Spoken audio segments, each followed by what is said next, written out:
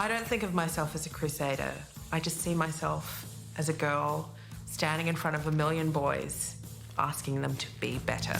DANGERFIELD, Dangerfield.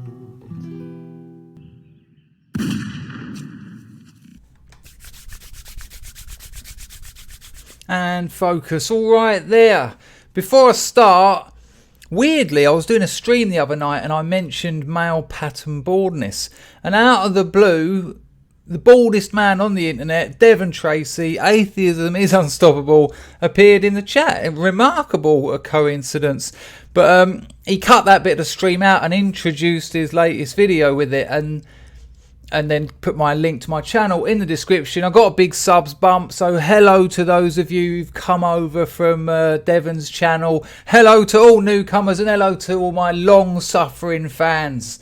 So yeah, again, feminism. You know, I'll tell you why this has come about. I've done many videos about feminism and I hope to do a load more. Well, actually, I'd prefer to never have to speak of it again unless it was a historical analysis of a phenomena that is no longer with us. Unfortunately, it is very much with us. The state of Western man, the dissolving of masculinity, is riddled with the heavy, brutal, spiteful, hateful, envious and jealous footprints of feminism. It comes from this idea that men and women aren't as different as they are. It likes to suppose that actually they're pretty much the same. There's a little bit of genital distinct. There's a small genital distinction going on there. But the way historically men and women have had very different roles, I mean, that's just patriarchy. That's just men making decisions. That's nothing to do with biology. That's nothing to do with, those most able to adapt, therefore surviving, a la survival of the fittest, it's occasionally known. Oh, nothing to do with that. Nothing to do with the obvious and natural strength of the family unit that has survived millennia, working out what's the best organisation with a fair amount, a few shovelfuls of nature in there.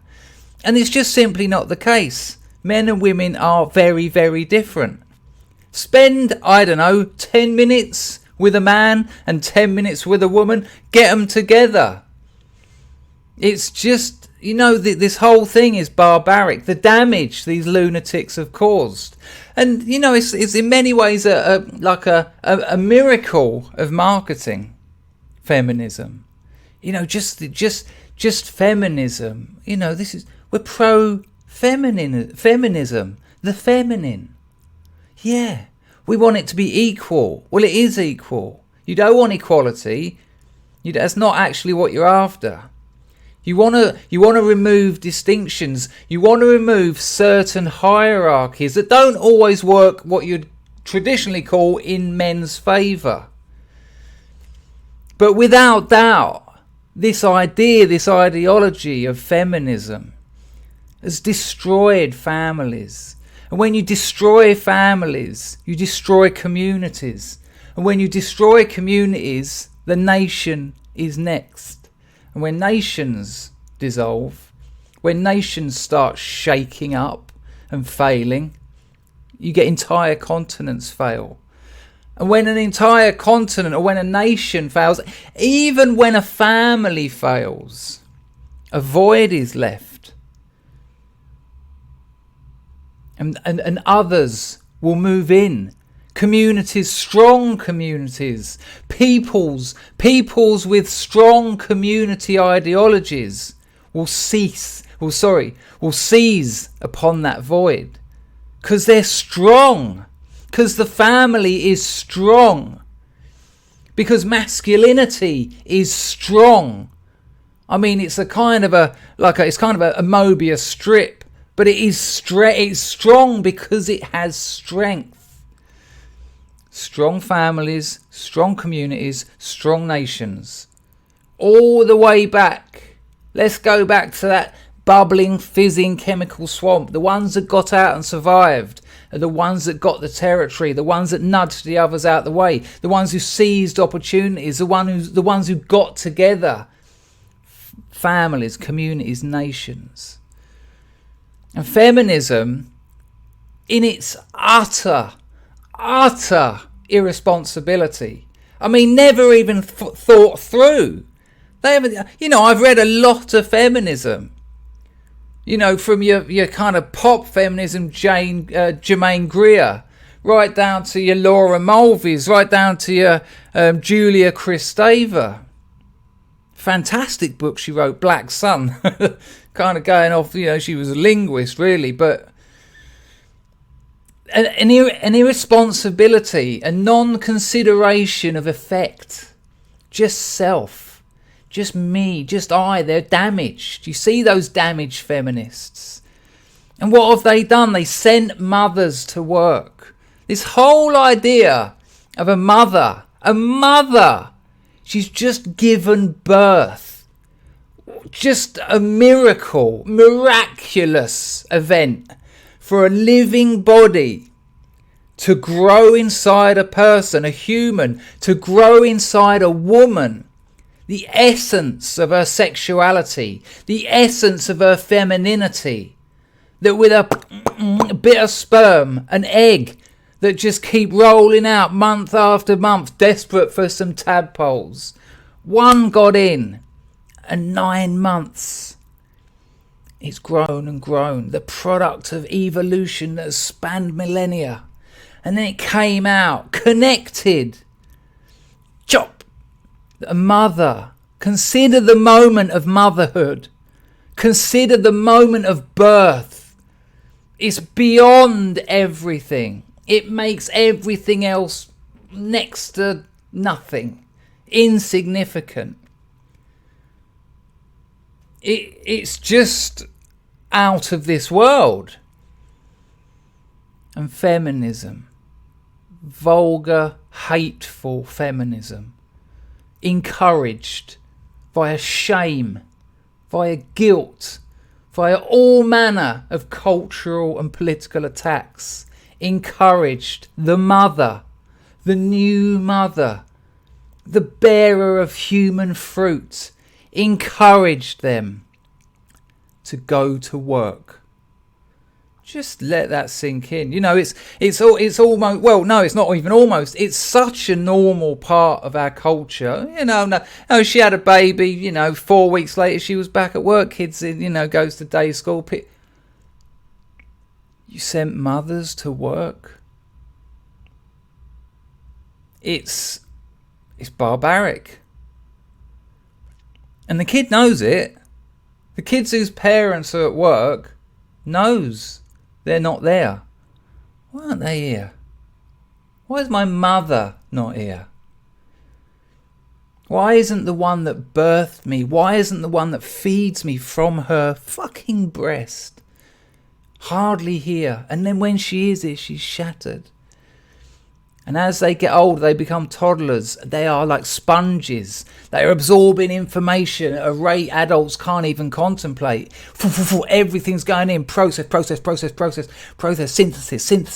synthesize. I've got this thought, I've got this thought, I've got this thought, I've got this thought, I've got all this different information. I'm going to synthesize it into new thoughts. Those new thoughts, I've said it before, language represents thought as thought represents itself.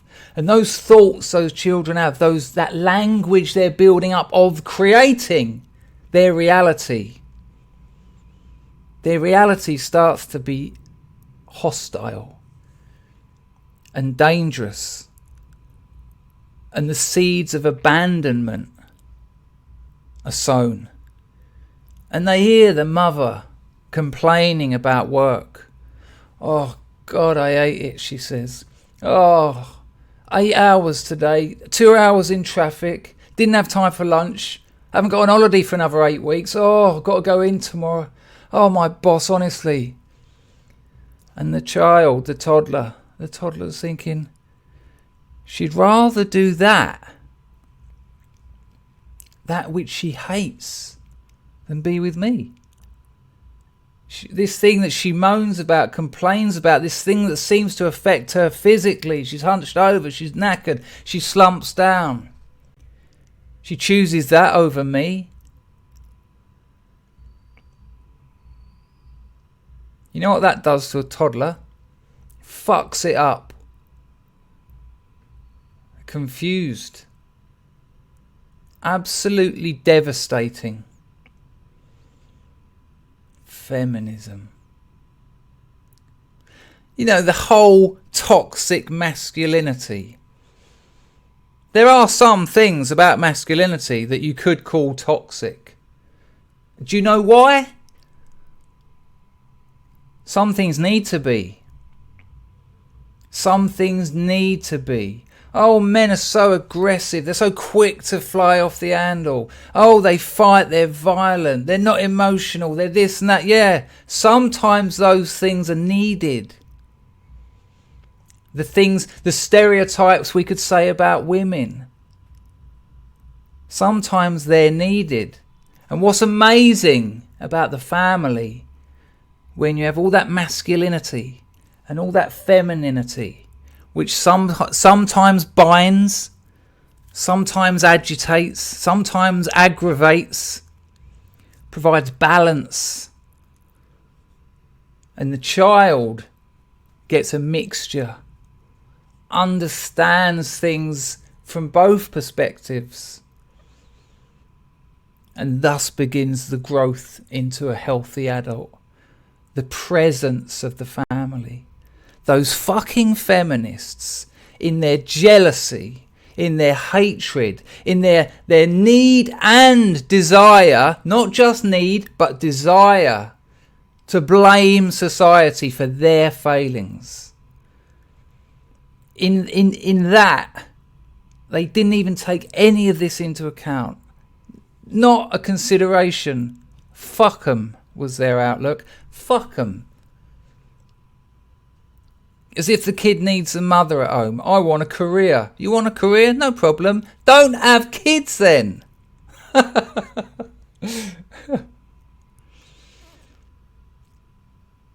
The attack on the family has devastated the West. And the attacks on men. I mean, the numbers speak for themselves. The amount of young men killing themselves. Just can't cope, don't know where they are, don't know who they are, unaware of what to do, no bonds, no connections, no role, no function. The disastrous quantity of addiction, the amount of young men, and I've been to enough rehabs to know it's predominantly men. There's a few women as well, but almost to a man, excuse the phrase, almost to a man. The women I met who had chronic drug addictions often were introduced to that drug or that lifestyle via a man who already had the addiction. And there's a reason for this. There's a reason men are losing their fucking minds. There's a reason they're looking to medicate pain. Because these fuckers, these vile, envious creatures are destructive. And they've just marched through culture, largely unchallenged at the level of law, academia and media, and spouted their nonsense. Smashed masculinity down and has attempted to elevate itself, and it has. I've no doubt it has done. I'm sure there's many lonely, barren, childless 40-year-old women with their mascara running down the boozer Friday night, hanging around with 19-year-olds. Thank fuck that at least they're getting out, so that those young girls can look at them and think, not for me. The amount of girls I've known over the years, teenagers, I hate kids, I don't want kids. Heartbreaking to hear a woman say that. I hate kids, I don't want fucking screaming kids. That hasn't come from nowhere.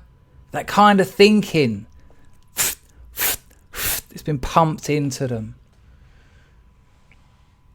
What a shame to hear that.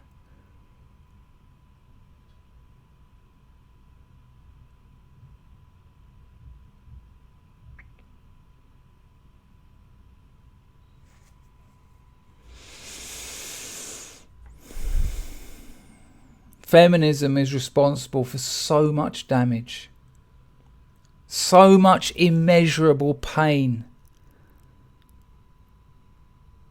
And it has created a necessary social situation that will allow itself to fail.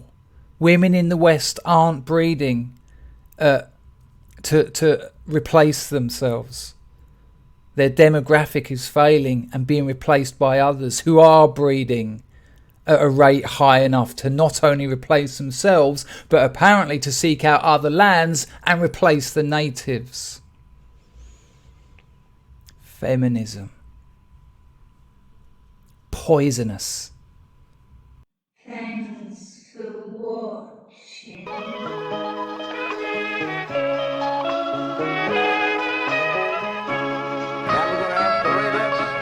Let's do the next two.